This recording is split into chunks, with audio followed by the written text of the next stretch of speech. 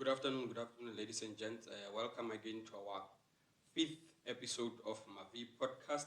If you see us wearing this kind of attire, you know it's that time of all those special people in the mining industry, guys.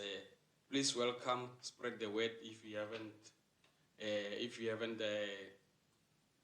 you know someone who might be interested in this podcast, please tell them to log in now or to watch us currently on YouTube at Mavesta_ST. Guys, today we have a special guy in our podcast, the guy that is very, very important in the mining industry. As we all know that on our previous episode, we touched something on shaft, basically the vertical transportation. So today we bring you the special guy that is actually working on a shaft, who is specialized he's actually a tradesman. So he'll explain to us who is he, what is he currently doing, and all that. So please help me welcome our guest today, guys. He's one of those special people in the mining industry, or those, what do they call them? The skilled laborers in a mining industry. Let's give him a hand of applause, guys. Welcome, my guy. How are you? Good, thanks for yourself, Mavesta. All is well, my guy. Maybe just without wasting any time, we had a conversation on our last episode regarding mining. Mining, I believe, it's one of the most important factor, or the most important factor in our economy, the most contributing factor in our economy. So mining plays a very huge role. So I was just, while I was during the day when we had some conversation with other guys, there was something that actually caught my mind while we were talking about mining, which is basically how does the mine start, like the initial part of mining, all those people who are needed in that development of mining. I think we spoke something like about all those technical aspects who are needed. Maybe your engineers, your geologists, your, what do they call it, the environmental, those guys who that are looking after, like your surveyors. Yeah. So I don't know, what do you maybe just maybe roughly, what do you understand by all those kind of things, like the technical aspect that are needed in the initial of starting of a mine? Okay, for shaft sinking. Okay, before I start, my name is BULELANI. I'm a shaft Boilermaker. Sure. Back to your question, is before you start a mine, obviously you will need a surveyor. Yeah. You need a rigger. Sure. You need drill rig operators. Yes. Yes, you also need winding engine drivers. Yeah, there's quite a lot of people. There's a lot of, but maybe I think the boiler makers and the riggers and the what you call all those electricians and all that. I believe those are what you call them, the tradesmen or the skilled laborers, isn't it? Yeah. Sure. So, like you are saying, you are a boiler maker. Yes. Maybe just for an understanding.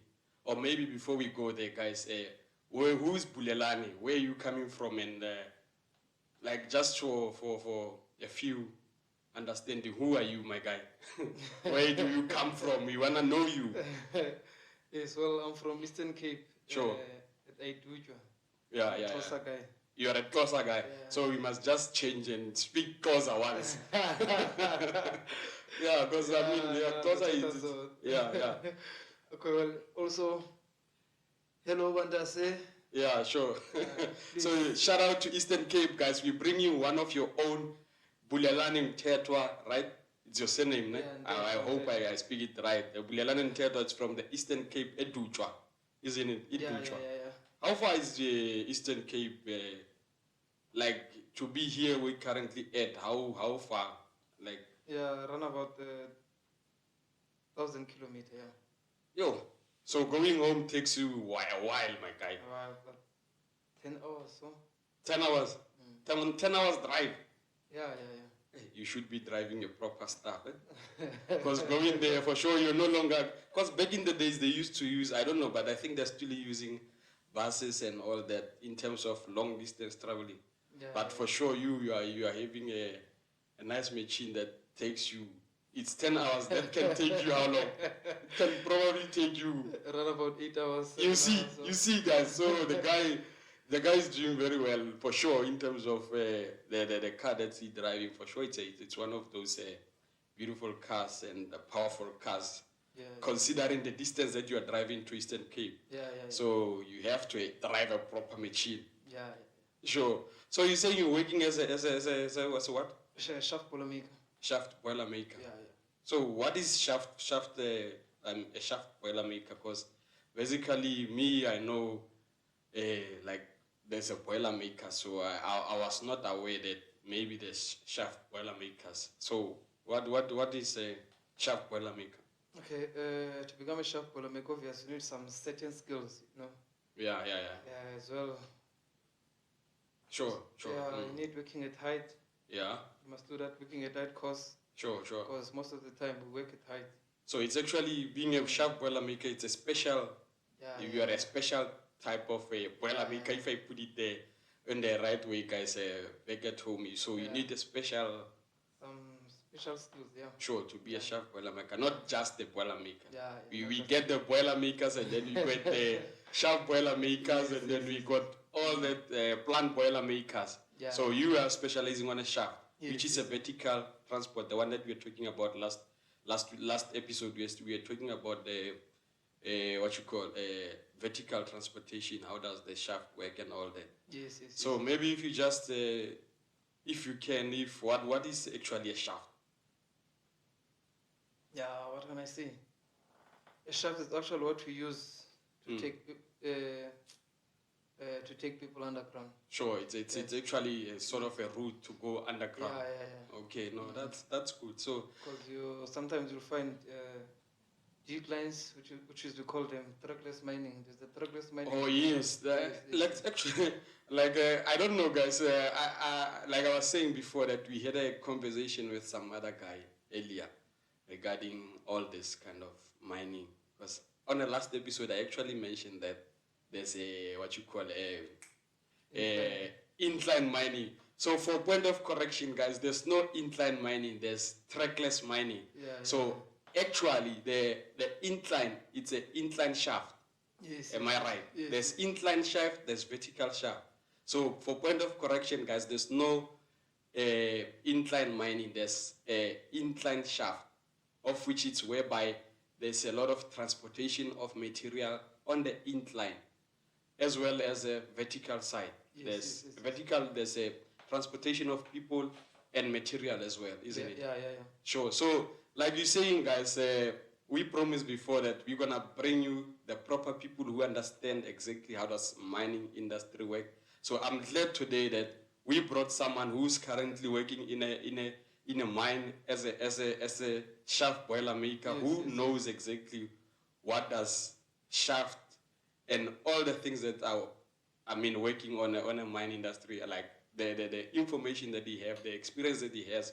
For sure, it can be an eye opener to many of us who maybe has a less information regarding mining. Our aim is to make sure that we educate each other in terms of mining and everything that we're talking about on our Mavi podcast. Welcome once again onto our Mavi podcast. We're sitting with BULELANI. If you're only catching us now, we're sitting with BULELANI as a shaft Boilermaker. So my guy, you how did you come about being a shaft Boilermaker? What came into your mind to say, no, I want to be a Boilermaker? How did that happen? Because many people you can choose to be a doctor, you can choose to be a teacher. It's one of those careers that, like when you go into shaft, when you go into the career exhibitions, those are kind of careers that we are being exposed to.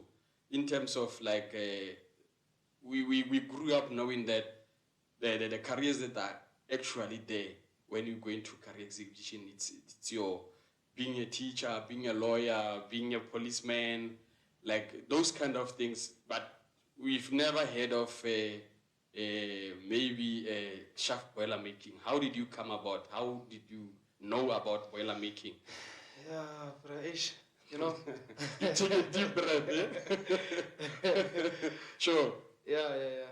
Yes, actually, I didn't know anything about Boilermaker or Sure. anything about artisan. Yeah. So yeah, they only told me, you know what, go and do fitting. Sure. So yes, I went there. So you went there to in a with a mind of going to be a fitter, because we had a previous guy on our last episode. He was a fitter by trade, but that Yes, time yes. I think he said he's a foreman currently. Yes. So you knew fitting. Yeah, I knew fitting. So as soon as I get there, now they say the fitter class is full. yeah. So I had to do Boilermaker N1.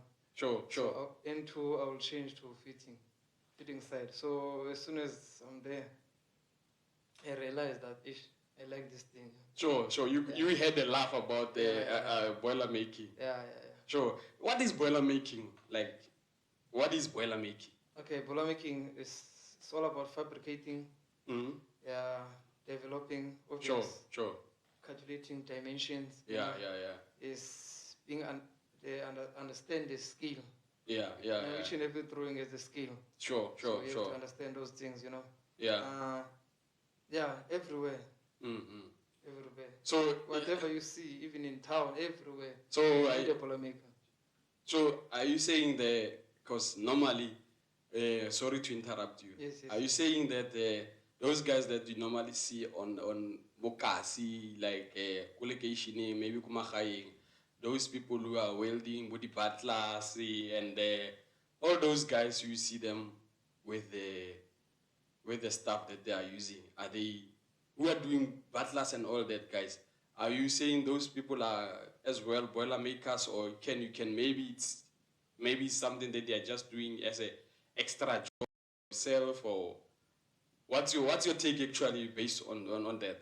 Yeah, some of them they're not Boilermakers. Some of them is Boilermakers. Yeah. Extra jobs there. So you can as well do that, say just an extra job. Yeah, to make extra cash, you know. Sure. Yeah.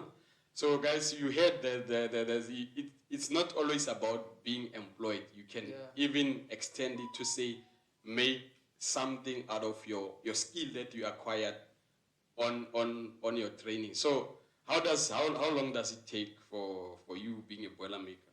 Yeah, 3 years. Yeah. 3-year training. So maybe just a complete route. I heard you saying you start from N1 and N2. That's where you choose a trade, right? Yeah. And then from there, after having your N2, then you look for a learnership. So yes. So the learnership. Sometimes mining industry they do send some posts to the colleges. Yes. Then you have to apply there. So in your case, you applied, or maybe like you're saying your college that you went to, which is, I don't know, which college did you went to? Vuselena. Oh, you went to Vuselela? Yeah. Where? Jobidin, Flagstop. Oh, hey, this guy. He's from. So how did you end up in Flagstop? Because you're from Eastern Cape, Edujwa. Yes. So all of a sudden you went to Eastern Cape. Yes, to Flagstop. Yes. So how did you end up being in Flagstop? My father was working there. Oh, so your father also worked in the mine. Yeah.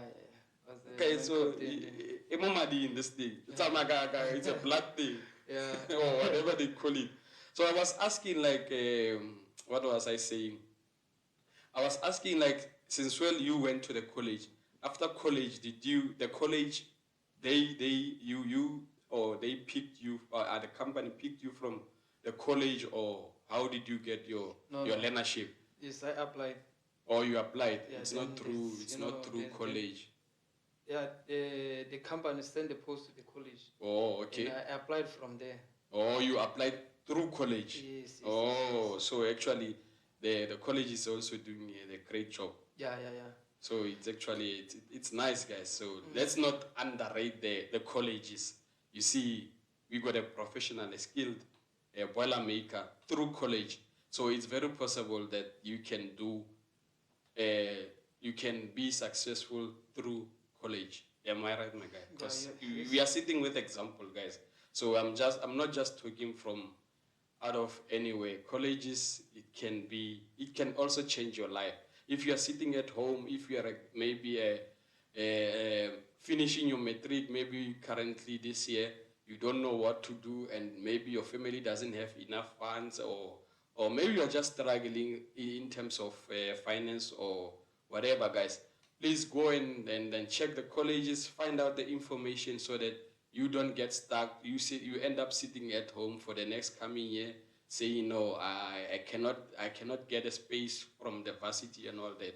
We are not discrediting varsity, guys. We are just saying, in case you're running out of option, college is also a good option that you can opt for. So look into that. And then, Bulelani, if we maybe just come back, so after your training, or during your application for training, which you said it's 3 years, ne? Yes. So after qualifying, what is it like? Yeah, what is it like after you qualifying? What then? Because I mean, like for example, maybe I believe if you went through, I'll make a typical example of being a teacher. Maybe you go to varsity, and then thereafter, I believe they give you a certificate, right? Yes. That qualifies you as a teacher. So after you being through training, what then? To say now I'm a certified Boilermaker. Then you have to look for a job. Yeah. Yes. But as we are lucky, our training center, Vaal Reefs. Sure. Vaal Reefs Training Center number 1. Yeah. Yeah. Sure. They find job for us. They were looking for jobs. For Yeah.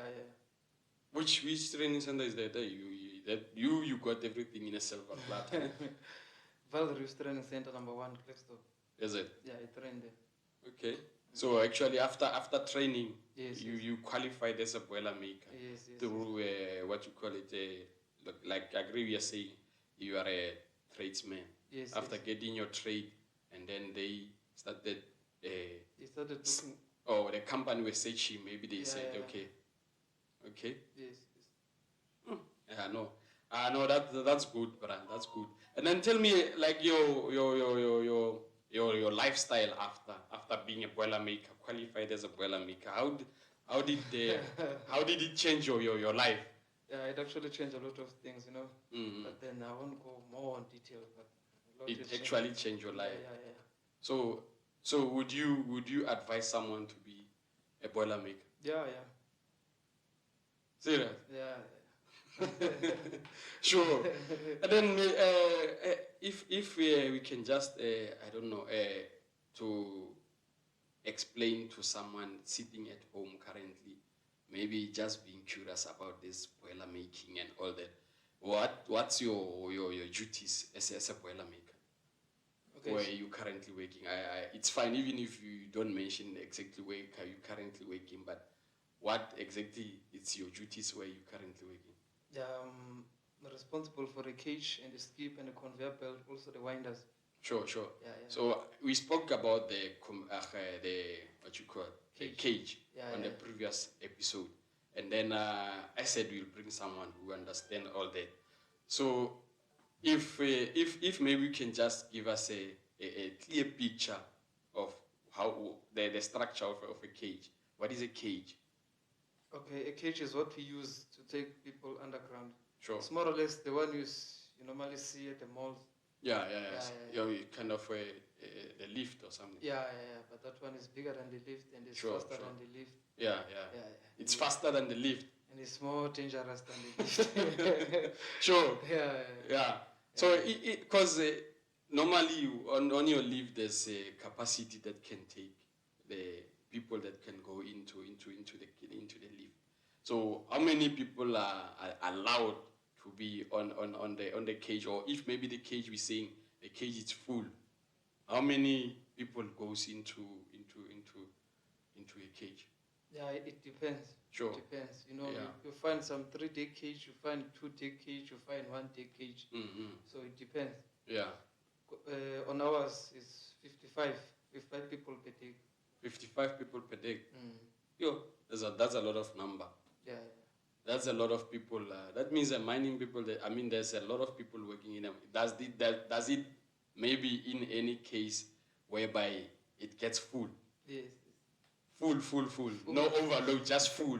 Sometimes Because sometimes even on the taxis, sometimes they make overload, which is not allowed, guys. We're not condoning that.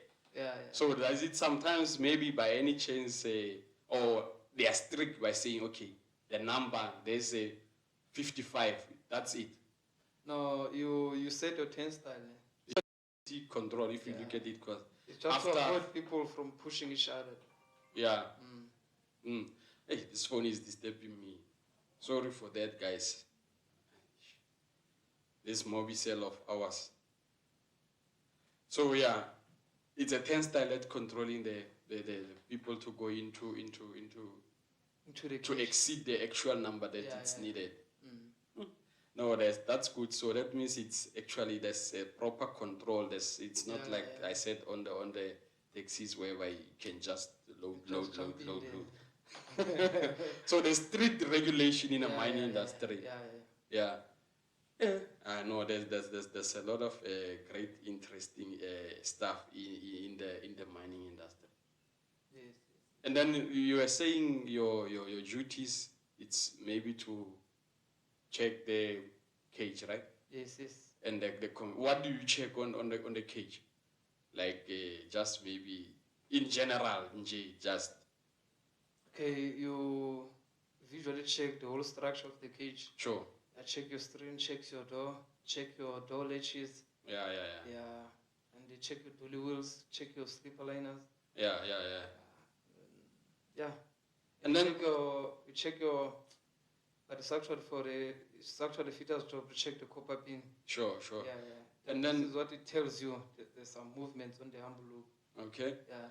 And then there's this other thing, because I was just reading, which is one of the things that I covered on the previous episode.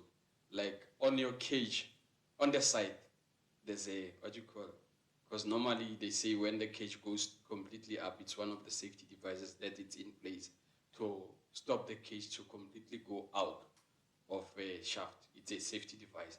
So that I want to understand the name of that. They say it's a jack catches, but I want to know the name of that plate that you see I don't know how to explain it, but it's on the jack catches. That kind of it's a teeth like. What do we call that? Because they said it's one of the Boilermaker's stuff. Okay, so if you check on the shaft, there's what we call headgear. Sure. So in case of overwind, the cage goes in there. There, there's a spectacle plates. Sure. Okay, check your envelope as scissors. Sure. Yeah. Okay. So as soon as the whole envelope go into the spectacle plate, it hit there with a high impact. Ne? Sure. So your envelope cuts that copper pin. Sure. The cage goes down. So there's J cages on the cage, there's J cages on the headgear. So your cage is gonna sit on the J cages. Okay. Yeah, it's one of our safety devices. In case of overwind. Yeah. In case of overwind. Yeah. So in case maybe of underwind, what will stop the cage? No, there are some switches there. Okay. Yeah, they trap the winder. Okay. So maybe mechanically, what can stop the cage if it goes underwind in case of underwind? It depends from the shaft. Some of the shaft they've got the springs at the bottom, impact springs. Okay. So or impact spring. Yeah. So when it goes there, it will bump there. Yeah. And then it holds. Yeah, to stay there. So some of them they don't have. So it depends. Yeah, it depends. So guys, you heard it's safer. It's safe, I believe so. Yeah, it's safer. It's one of those things that have been tested and it's proven that they are working. Yeah. So maybe would you advise someone to work in a mining industry? Yeah. Yes, I mean, everybody's there now at this moment. Yeah. Okay. So in terms of the conveyor belt, because you said it's one of your responsibilities. Yes. What do we check? Like what do we check on the conveyor belt? Because I believe it's also one of the highest killer in the mining industry. Yes. So what do we basically check in there? Okay, number one, never ever ride on a conveyor belt. Yeah. That thing. No, but wait. You are saying never ever ride on the conveyor belt. Yeah. But there was a clip, guys. There was a clip that I was watching the other day on TikTok. Yes. I don't know for which mine is that. But those people, it seems like they were using a conveyor to travel. That's actually a transport for them. So but you find the one that are pulling the stove. Never okay. So it can also be used as a mode of transport. Yeah. The conveyor belt. But remember, that thing can be faster than you think. Yeah. Okay. So it's fine. I cut you in between. You're still explaining. Okay. Well, I check the conveyor belt. Yeah, I check your safety guard. Check your nip guard. Check your pulleys if they're still holding. Yeah. Like, the plumber block must hold the pulley. What's a nip guard? Nip guard is what protects you from going. What can I say? The belt goes forward, ne? Yeah. So sometimes the rocks fall into the belt, the one that returns. Yeah. So it actually prevents everything from going through the tail pulley. Oh, okay. Yes. So it's also you can say it's a safety measure. Like it's one of the safety legal devices. or It's one of the safety devices that is there. Okay. And then you said what again? What else do you check? Safety guard. No, there was this other one that you mentioned now. You mentioned plumber block. Yeah, what's a plumber block? What can I say? It's actually for a fitter. You should ask fitters that question. You heard, guys, for that we must note that one, the plumber block. When we bring you a fitter, please remind me so that I ask the fitter what is a plumber block, guys, so that we understand clearly how does it work and all that. Yeah, so the plumber block must also be in place in terms of the conveyor. Actually, safety. There's some bolts that hold the plumber block, so you check those things. Yeah. If they're still in place, and you have to check your rollers, check your skatings. Yeah. Check your strippers. At least the rollers, guys. I know the rollers, so yeah. Sure. Okay. Also check your roller brackets. Yeah. Yeah. And then the taking plates as well. The what? Taking plates. What is that now? Hey, Luana, hey, this guy is talking too technical. But anyway, we are here to learn. We are here to make sure that you also learn back at home. So what is that plate that you're talking about? Okay. Taking plates, prevent whatever falls from the belt from going. Sometimes you find there's a cut on your belt. Yeah. So as it moves, some of the reef, it falls in between there. So the taking plate prevent it from going to the return. So guys, just fall on the taking plate, then the guys have to go and clean it. Yeah. Okay. Hey guys, there's a lot of interesting things that we need to teach each other. We need to know but I'm glad that we've got people who will explain it to us so that we get onto the same track and all that. Yeah. And then what is a winder house? Because you said it's one of those your responsibilities. Or this is where winders are. Yeah. We are learning. We are learning every day how everything works in the mining industry. I don't know if I'm not forgetting anything, guys. Please comment and maybe remind me of something that you need to hear from us, from BULELANI, before we let him go, so that we understand exactly how does everything works on the mining industry. So maybe just something that I see now. What is the difference between a Boilermaker and the welder? Because there's a welder and a Boilermaker. What's the difference between the two? Okay, like I said, Boilermaker is all about fabricating, developing things, building structures, whereby on the other side, the welder is just throwing the metal. Yeah. So basically, Boilermaker is doing everything for a weld. Yeah, you can say. Basically, more in the mine industry, are they both using the welder and the Boilermaker, or it's just maybe Boilermaker in the mining industry? No, in the mining industry, there's no welder. Boilermaker does everything. Is it? Yeah. So it's only Boilermaker on the mining industry. Yeah. Okay. Because the Boilermaker can also weld. Yeah, it can also. It's not that we can't weld. Yeah. Okay, so no, guys, there's a lot of information, and then maybe just for interest sake of it, like the legals that you currently carry on the shaft, because I heard there's some legals that are in place to ensure that everything runs smoothly on the shaft. There's no accident, there's no people getting injured or fatals that are happening on the shaft.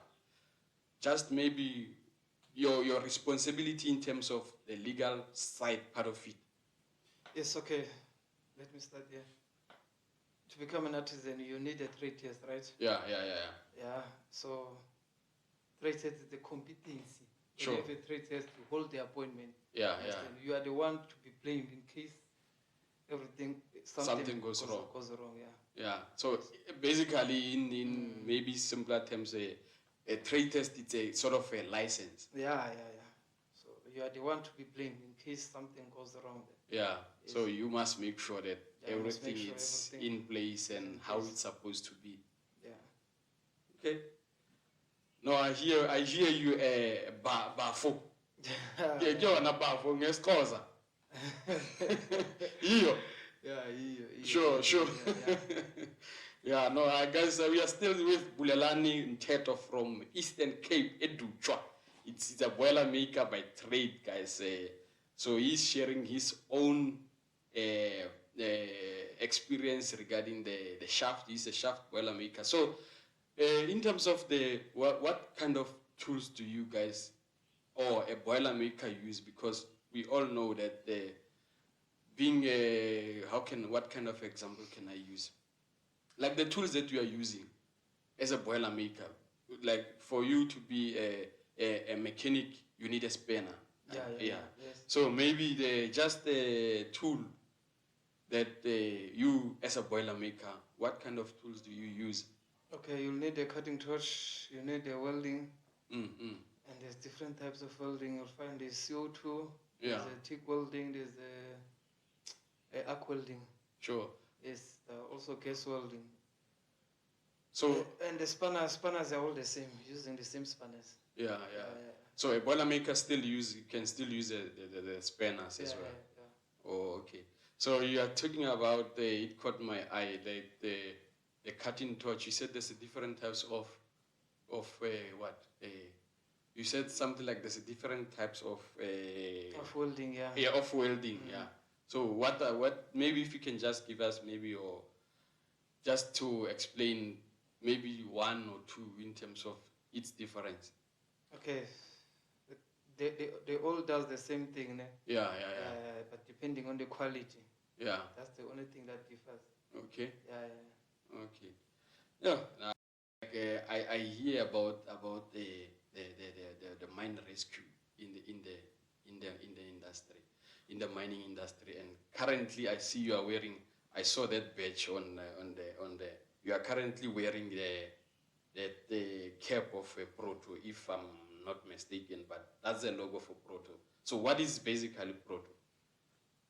Yeah, what can I say? In Proto, you're not allowed to talk about Proto. But all I can say is, Proto team, So, this guy is saying he's not allowed to talk about Proto. So Proto is like army. I might be wrong, guys. Almost in army we cannot share certain information. Yeah. So proto, you saying it's almost like an army. Yeah. So okay, maybe for a brush up, what is proto like? Yeah, it's all about saving lives underground. Sure. Yeah. Taking out injured people underground or dead people underground. Yeah. So yeah, guys, I think we have to leave it here for now. With BULELANI, we will definitely have a second part with him one of the good days, because I believe there's a lot of information that we need to talk about boiler making in general. Maybe before we close it, guys, I just want to share a few posts that are available out there.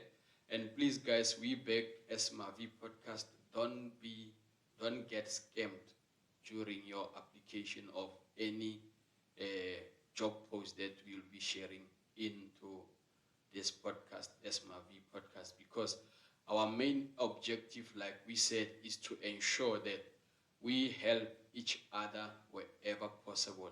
So don't get scammed when you go to apply. Make sure that you apply for the post, and so that you can benefit from this podcast. You might get help. You might get the job through us, or you might get, or someone that you know might get a job through this. So we saw a need to say, let's come up with something that will also benefit you at home, that will definitely help you. So I just want to share a few of the job posting that are available currently. You can overcheck it as well on our screen there. Currently, there's a post at Siriti. This is a learnership, engineering learnership, external 18.2. They are looking for boilermakers, fitter, auto electrician, diesel mechanic, instrument mechanician. So that's the post from Siriti, guys. Please apply for it, or if you know someone who might need who actually needs who needs this kind of things. And then there's another one. It's just this thing, it's a bit slow. Let's just see. Not this one. And then Northern Ireland, they are looking for a standard officer. Please share it with whoever you know that might be interested in that. And then they also, Northern Ireland, it's also looking for TMM electrician. Please share it with whoever wants, whoever might need this post. And then the other one, actually these two for Ireland, they are closing tomorrow, the 25th of April. Please go and make sure that you share it, and then they can apply. It's not yet late. They can still apply for this post, guys. And then what is this one? And then there's another vacancies for apprentice. This one, it's from Umfolozi Sugar Mill. This is an apprenticeship program. They are looking for mechanical fitting, welding, electrical engineering, instrumentation. This one, also the date, it's 25. And then what else? Let's see this one. This one, it's Vaal Central Water. They are looking for planning engineer. Yeah, this the planning engineer. And then what is the closing date for this one? This one, it's the closing date, it's on 12th May. Please, guys, make sure that you send this thing or you share it to people who really need job out there, so that they can apply. And please, we're still saying that do not get scammed by so doing. No any other company will look money from you They won't need money in exchange of a job. No company will do it. Please be safe, take care. We love you, and don't forget to watch our next episode next week, where we'll be unpacking a lot again about mining industry. We bring you another profession, expert in the mining industry. Please stay tuned, share the word, spread the word about Mavi podcast. This is our podcast. We are here to help you, and you are there to help us. It's our podcast. Please take care, guys, till we meet again on the next episode. Thank you. I love you. Till we meet again.